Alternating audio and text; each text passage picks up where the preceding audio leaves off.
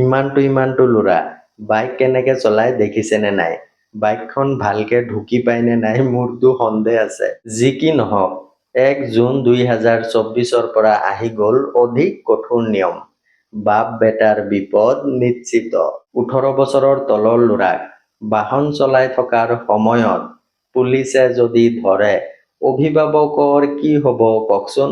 অভিভাৱকৰ কাৰাদণ্ড হ'ব পাৰে, লগতে 25,000 জৰিমনা। বাহনৰ ৰেজিষ্ট্ৰেচন বাতিল হ'ব পাৰে। বাহন চলোৱা ল'ৰাজনে 25 বছৰলৈকে লাইচেন্স বনাব নোৱাৰিব। Motor vehicle actor section 199A যদি চাব যায়, বাহনৰ ৰেজিষ্ট্ৰেচন 1 বছৰৰ কাৰণে বাতিলৰ কথাহে উল্লেখ আছে। বাহনেৰে কাৰোবাক খুন্দিয়াই অভিভাৱকৰ ওপৰত জুভিনাইল জাষ্টিচ এক্টৰ ছেকশ্যন 75 লাগিব পাৰে। শাস্তি 3 বছৰলৈকে কাৰাদণ্ড, লগতে 1 লাখ জৰিমনা। কাৰোবাক যদি খুন্দিয়াই সেই ল'ৰাজনৰ নাম, বয়স, বাহনৰ মালিকৰ নাম, বাহনৰ ৰেজিষ্ট্ৰেচন নাম্বাৰ FIR-ত ধুনীয়াকে উল্লেখ কৰিব।